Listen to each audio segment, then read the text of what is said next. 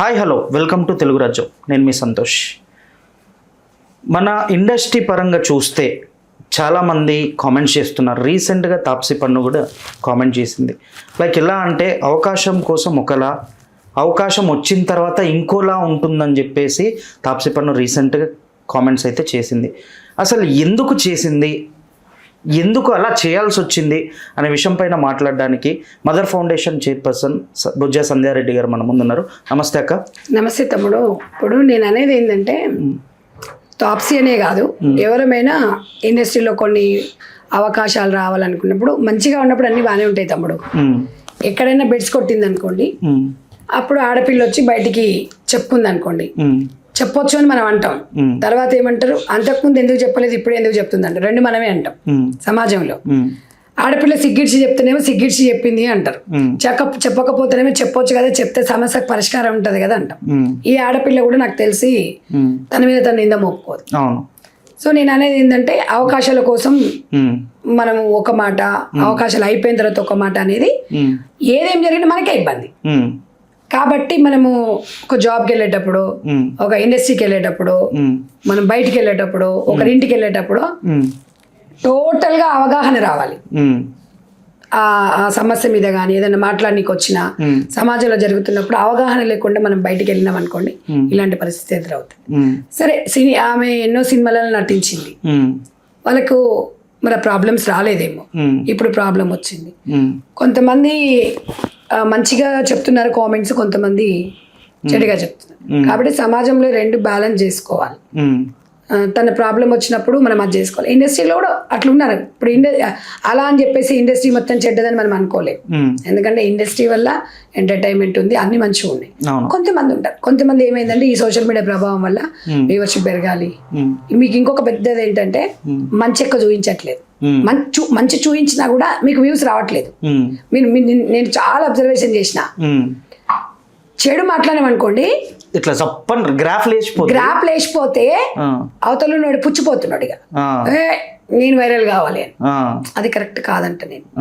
ఎందుకు అంటే చెడు ఎప్పుడు ఒకేలా ఉండదు, అర్థమైందా? చెడుని ఎందుకు తీసుకోవాలి మనం, మంచి ఎందుకు తీసుకోవద్దు? మంచి పని చేసినోడు ఒక్కొక్కసారి వెళ్ళిపోతాయి వీడియోస్. మొన్న ఏదో కోవా బన్ని గురించి, ఒక సాధారణ వ్యక్తి.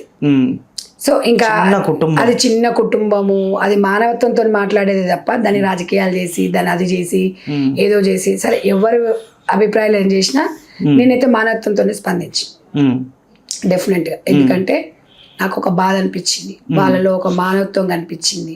పొట్ట కుట్టి కోసం వాళ్ళు తిప్పలు పడుతున్నారు.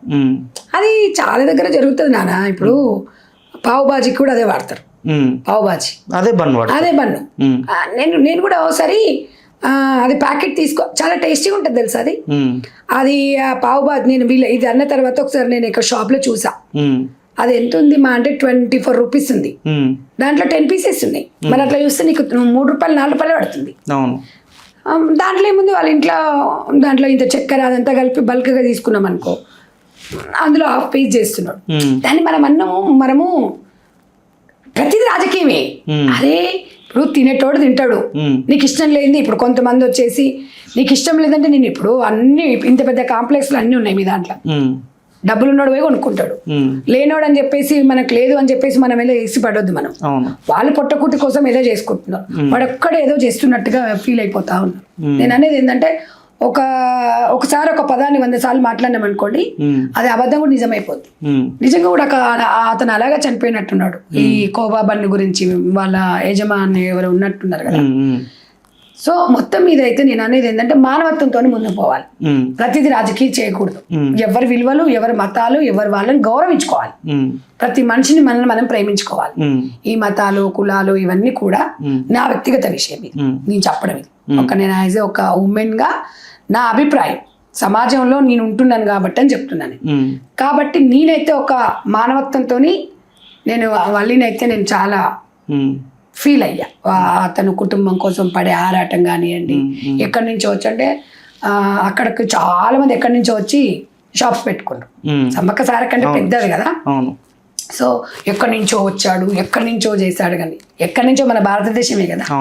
నేను అనేది ఏంటంటే హిందూ ముస్లిం బాయ్ బాయ్ అంటాం మనం. ఉమ్, నాకు రాజకీయాలు వద్దండి, నీకు దండం, మేము దయచేసి చెప్తాను దీన్ని రాజకీయాలు చేయకండి. ఉమ్, నాకున్న అనుభవంతో చెప్తున్నాను. ఉమ్, కాబట్టి మనం ఎలాంటి వాళ్ళ దగ్గరికి వెళ్ళాలి, పెద్ద పెద్ద 5 స్టార్ హోటల్స్ ఉమ్, వాళ్ళ దగ్గర పోవాలి. ఉమ్, ఎందుకంటే బాగా ఉన్నోళ్ళు పోయి అలా కూర్చొని తింటాం. ఉమ్, అది ఎంత సేందని ఎవరో పిల్లలు ఏడుస్తుంటున్నో లేదో 5 రూపాయలు 10 రూపాయలు చిరుతిళ్ళ తీసుకొని పోతారు. ఉమ్, నిత్యం మనం ఫుడ్ తెచ్చుకోకపోతే హోటల్లో పోయి తింటున్నాం కదా. ఉమ్, పోయి అందులో చెకింగ్ చేయండి, కిచెన్లలో ఉమ్, అలా వాష్రూమ్స్ ఎట్లున్నాయో చెకింగ్ చేయండి. ఉమ్. వాళ్ళు ఇచ్చే ఫుడ్ లో క్వాలిటీ ఎంత ఉంది చూడండి. ఏ ఆయిల్ వాడతాను? ఏ ఆయిల్ వాడుతున్నారు, ఏది వాడుతున్నారు, చికెన్ ఎప్పుడు తెచ్చిండ్రు, ఎప్పుడు కలిపి పెట్టినారు, ఎప్పుడు ఏ రైస్ వాడుతున్నారు, రాతి అన్నం వాడుతున్నారా ఫ్రైడ్ రైస్ లో, అట్లాంటివి చూడండి.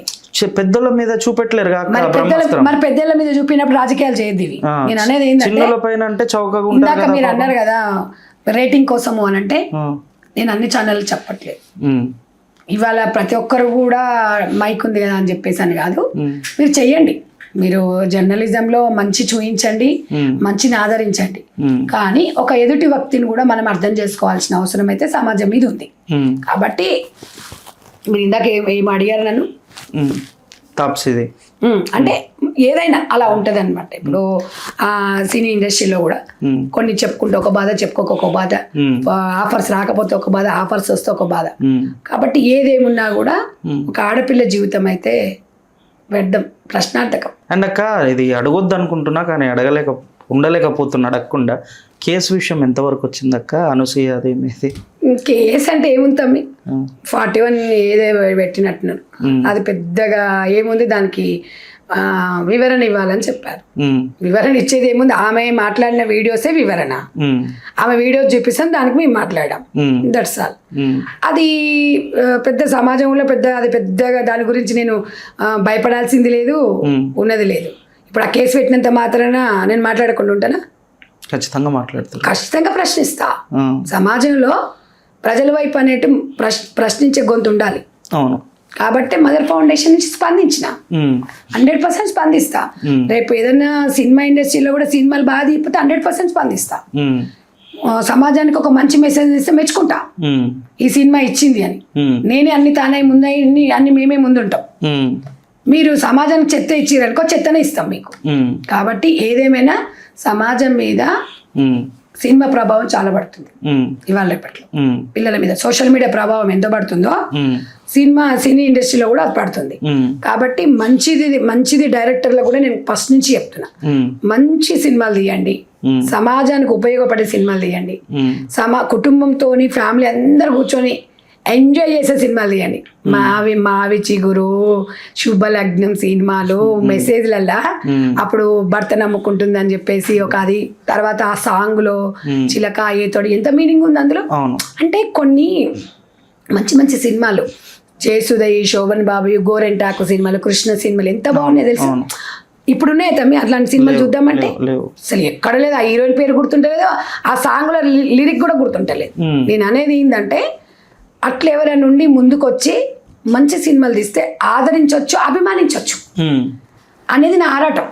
ఆ సినిమా నుంచి కూడా ఒక మంచి సినిమా తీసుకుంటే, మొన్న రాము వెట్స్ రాంబాయ్ ఏదో మూవీ ఉంది, రాజు వెట్స్ రాంబాయ్. సో నాకు నిజంగా ఆ సినిమాల గురించి పెద్దగా పట్టించుకోను, కానీ దాంట్లో ఒక మెసేజ్ ఏమిచ్చారు, ఎయిడ్స్ వచ్చిన వాళ్ళ రక్తంని స్టోరేజ్ చేసి పెట్టి ఇంకొకరికి ఇస్తే, అంటే ఈ మధ్యలో కర్నూలులో జరిగింది, ఎవరు ఈ సినిమా చూసినాకని అది తీసుకొచ్చేసి ఇంకొకరికి ఇస్తే ఎయిడ్స్ వస్తుంది అనేది.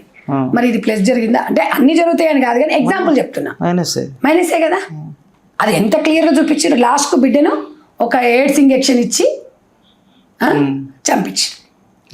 అంటే ఇలాంటి సినిమాలు సమాజానికి అవసరం అంటావా? నేను అనేది ఏంటి, కాకపోతే రాము వెట్స్ రాంబాయిలో ఓ సాంగు, ఒక మీనింగు, సరే ప్రజలు ఆదరించి అభిమానించారు. ఒక్కటి అభిమానించారు, ఒకరు ఆదరించారు అని చెప్పేసి మంచి చెప్తాం, చెడే చెప్తాం. అంతే తప్ప చెడునే మీరు ఎందుకు అదే చేస్తున్నారు? దానివల్ల సరే అది అక్కడ యథార్థ సంఘటన అని చెప్పినారు కాబట్టి అది అప్పటివరకు ఎవరు తెలియదు, సినిమాలు పెట్టాకనే తెలిసింది.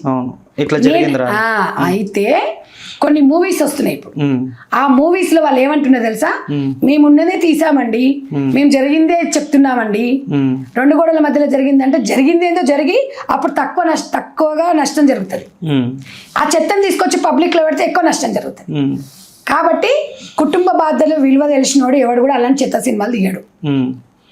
అవును తీసినాక రేపు 10 వచ్చినా పాస్కి వచ్చినా నీకే కదా. అవును మంచి వచ్చినా చెడు వచ్చినా మనకి ఒక వైద్యుడు ఒప్పుకున్నప్పుడు పిల్లి వచ్చినా ఏదొచ్చినా పట్టాలి. అవును ఇది కూడా అంతే. కాబట్టి సమాజం చెడిపోయినా అదైనా నీ పిల్లి ఉంటుంది, దాంట్లో నీ పిల్లిగాడు ఉంటాడు, మీ ఇంట్లో తల్లిదండ్రులు ఉంటారు, మీ ఇంట్లో చుట్టాలు ఉంటారు, మీ ఇంట్లో అక్కజల్లు ఉంటారు.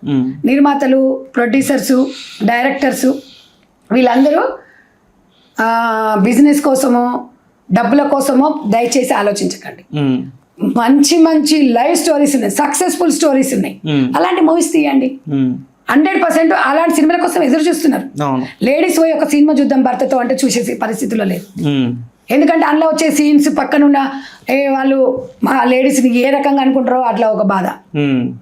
కాబట్టి ఒక బాధాకరమే సద్దు తమ్ముడు. ఇవన్నీ సమాజం మీద నేను ఒకదాన్ని మారుస్తానా, నేను ఇంకో 10 మంది ఆడవాళ్ళు మారుస్తామంటే మార్పు అనేది ప్రతి ఇంటి నుంచి స్టార్ట్ కావాలి. వస్తేనే అవుతాం. చెడు వచ్చినప్పుడు మనం సినిమాలు అడ్డుకోవాలి. దయచేసి దాన్ని ఇన్స్టాగ్రామ్లో పెట్టి మీకు తెలియదండి, ఫస్ట్ మంచిగా వస్తుందండి, అది ఫస్ట్ చెడు ఉంటుందండి, తర్వాత మంచి ఉంటుందంటే ఎవరు నమ్మడు. ఆ చెడు అనేది ఉండకూడదు. సరే ఏదో ఒక సందర్భంలో ఏదో ఎంటర్టైన్మెంట్ ఉండాలి, కాదొద్దంటలేము. ఒక మంచి సినిమా వస్తే ఎంటర్టైన్మెంట్ కోసమే. భార్య భర్త పిల్లలు సండే నాడు తీసుకొని వెళ్ళడము, అది ఇప్పుడు ఉన్నాయి. అట్లా ఏమీ లేవు. ఆడల్స్ అంటే ఓన్లీ ఎందుకు ఆడల్స్ గురించి ఎందుకు అంటే కొన్ని ప్రశ్నించేటప్పుడు కూడా ధైర్యం ఉండాలి. ఆ ధైర్యం అనేది అనుభవంతో వస్తుంది. ధైర్యంలో మొండి ధైర్యం ఉంటుంది. జీవితంలో అన్ని ఒడబోసి అన్ని చూసినాక ఇంకేం ఉంటుంది చెప్పండి. అన్ని ఒడదుడుకులు ఎదుర్కొని వచ్చినాం, ఏముందని అది కావాలి చెప్పండి. సమాజంలో చెడు మంచి ఇది అయితే ఇది ఉంటుందని ఎప్పుడైనా సంధ్యక్క ప్రజల వైపు మహిళల వైపే ఉంటుంది. మహిళల వైపు 100% మహిళలకు ఏదైనా జరిగినా ఫస్ట్ ముందుండేది సంధ్యక్కనే. ఆ విషయంలో వెనుకకు పోయేది లేదు. ఎవరినైనా నా అన్నదమ్ముల్లో కూడా నేను రిక్వెస్ట్ చేస్తా, మీ అక్కనో చెల్లెనో జీవితం ఎట్లా ఉంటుందో మీ ఇంటికి వచ్చే భార్య కానివ్వండి, మీరు ప్రేమించిన అమ్మాయిని కానివ్వండి, అదే రకంగా మీరు రిసీవ్ చేసుకొని కుటుంబ కట్టుబాట్లను ఒక మగ అబ్బాయిగా తల్లిదండ్రులను మీరు అర్థం చేసుకొని తల్లిదండ్రులను గౌరవిస్తే భార్యను గౌరవిస్తాడు అనేది నేను సమాజానికి ఇవ్వగలుగుతా. చిన్నప్పుడే మనం వాళ్ళలో పోలికలు మనం గుర్తుపట్టేస్తాం. కాబట్టి తల్లిదండ్రులు ఇవన్నీ గమనించాలి. ఏదేమైనా పిల్లల కన్నా ఎక్కువ ప్రపంచంలో ఏమి ఉండదు. కాబట్టి ఒక గంట పని తగ్గించుకోనైనా అట్లీస్ట్ పిల్లలతో మీరు తల్లో తండ్రో ఎవరో ఒకరు గడపడానికి ప్రయత్నం చేసి కొన్ని నియంత్రణ చేస్తే మాత్రం డెఫినెట్గా కొన్ని అనార్థాలను ఆపే వరకు అయితే మన చేతిలో ఉంటుంది. మొత్తం మనం అయితే చేయలేము. కొద్దో గొప్ప మార్పు అనేది ఉండాలి. కనీసం ఇంకా ఈ టెక్నాలజీ కాకుండా చిన్నపిల్లోడు ఇప్పుడు 3 నెలల పిల్లోడికి 4 నెలల ఫోన్ ఇస్తే కథ వేయాడు. ఫోన్ ఇస్తేనే తింటా అంటాడు. మనం ఏం చేస్తున్నాం, ఈ అమ్మాయి తిండి దించాలి అని ఫోన్ ఇచ్చేస్తాం. అంటే మనం తప్ప ఎవరేం చేస్తున్నాం, సంత ఎవరు చేస్తున్నారు, పేరెంట్సే చేస్తారు కదా. మళ్ళీ నాలంటే వచ్చి మాట్లాడితే ఏమంటారు. అంటే నేను అనేది ఏంటంటే వాళ్ళ మీద మనం కోపంతో ఉన్నాను కాదు, మనం మారాలి అని చెప్తున్నా. మనం మారాలి, మనందరి మీద మన బాధ్యత ఉంది.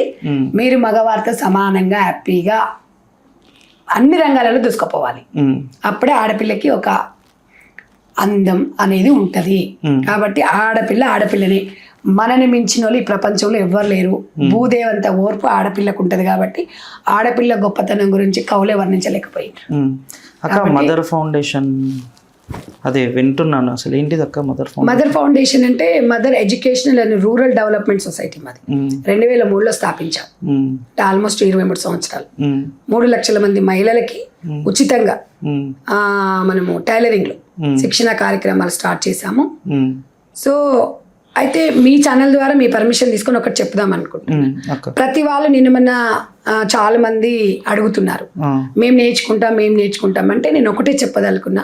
తెలుగు రాజ్యం ఛానల్ నుంచి మీ గ్రామాలలో ఎక్కడైనా ఒక 40 మంది ఉంటే, మీ కాలనీలలో కానీ మీ ఇంటి పక్కన కానీ ఎక్కడైనా ఒక 40 మంది ఉంటే మా మదర్ ఫౌండేషన్ నెంబర్కి కాల్ చేసి మీరు సంప్రదించండి. అక్కడే మా టీచర్ వచ్చి మీకు నేర్పిస్తుంది. సింగిల్గా వస్తే ఇక్కడ ఇన్స్టిట్యూట్స్ ఉండవు. ఎందుకంటే ఎవరు ఇబ్బంది పడొద్దు. ట్రాన్స్పోర్ట్ లేకుండా మీ కాలనీకి వచ్చి మీ దగ్గరికి వచ్చి మీ కుటుంబాన్ని చూసుకుంటూ మీ బస్తీలోనే వచ్చి ఒక 40 మంది ఉంటే 45 రోజులు రోజు 2 గంటలు శనివారం ఆదివారం హాలిడే ఉంటుంది మీకు ట్రైనింగ్ అని ఇవ్వబడుతుంది.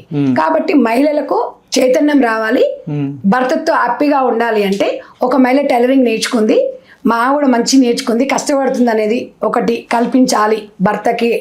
తర్వాత నా బ్లౌజ్ నేను కుట్టుకోగలుగుతున్నాను, నాకు టైం వేస్ట్ చేయకుండా ఇగో ఇలాంటి సోషల్ మీడియా మీద ఎక్కువ ఫోకస్ కాకుండా ఒకసారి టైలరింగ్ నేర్పించినాం అనుకోండి 100% ఒక పని వచ్చిందంటే ఏదో ఒక ట్రై చేస్తుంటాం. కాబట్టి కొన్నింటికి మనం తగ్గించుకోవచ్చు. సమాజంలో భర్తతో వాళ్ళ కుటుంబంతో మహిళకు ఒక ఆర్థికంగా ఒక మహిళకు ఒక భరోసా ఉంటుంది, ఒక ఆత్మగౌరవం పెరుగుతుంది. ఒక మహిళ ఏదైనా సరే ఒక పని చేస్తే ఆత్మగౌరవం పెరిగేలా మదర్ ఫౌండేషన్ ముందుకు. ఇంకొకటి అందులో మదర్ ఫౌండేషన్ లో నేర్చుకున్న మహిళలకి ఒంటరి మహిళలు, ఆ ఒంటరి మహిళలకి నేనున్నానని భరోసా కల్పిస్తా. నేను డబ్బులు ఇవ్వను, నేనున్నాను అనేది ఒక భరోసాతోని వాళ్ళు నాతో కాల్ చేసి చెప్పుకుంటే వినేంత ఓపిక నాకుంది, ఆ సమస్య పరిష్కారం చేసేంత ఓపిక కూడా నాకుంది. కాబట్టి నన్ను వీళ్ళందరూ కూడా తెలంగాణ కానీ ఆంధ్ర కానివ్వండి సంధ్యమ్మ సంధ్యక్క అంటారు. సంధ్యారెడ్డి పోయి సంధ్యమ్మ సంధ్యక్క అంటున్నారంటే అది అందరికీ రాదు. సో 23 సంవత్సరాల నుంచి నేను మహిళలతో మమేకమైన కాబట్టి సాంప్రదాయాలు కట్టుబాట్ల గురించి, కుటుంబ విలువల గురించి, కుటుంబంలో బాధ్యతల గురించి బయట చెప్పడం జరుగుతుంది తప్ప నేను నాకేం పని లేక టీవీల ముందు వచ్చి నేను కూర్చొని మాట్లాడేంత అది కూడా ఉండదు. నువ్వు 20 రోజుల నుంచి అడుగుతుంటే నాకు ఈ రోజు టైం దొరికింది. ఎందుకంటే మీరు ఒక మంచి ఛానల్, చాలా మంది సబ్స్క్రైబర్స్ ఉన్నారు. సమాజం ఆ మహిళలకి ఏదో ఒకటి మీ ఛానల్ ద్వారా కూడా ఒక మంచి కార్యక్రమం చేయండి, డెఫినెట్ గా ఒక మంచి మెసేజ్ ఇవ్వండి అని చెప్పేసి ఈ తెలుగు రాజ్యం ఛానల్ కి చెప్పుకుంటున్నాను నాన్న. థ్యాంక్ యూ అక్క, థ్యాంక్ యూ సో మచ్ పిలవంగానే వచ్చినందుకు. థ్యాంక్ యూ అక్క. హలో, తెలుగు రాజ్యం ఛానల్ చూస్తున్నారా? సామాజిక రాజకీయ జీవన చిత్రణే తెలుగు రాజ్యం. అతిశయోక్తులు అసత్యాలు ఉండవు. రాజకీయ కోణం కాదు, ప్రజా కోణమే కొలబద్ద. తెలుగు రాజ్యం వీక్షణ మీ ఉత్తమ అభిరుచికి నిదర్శనం.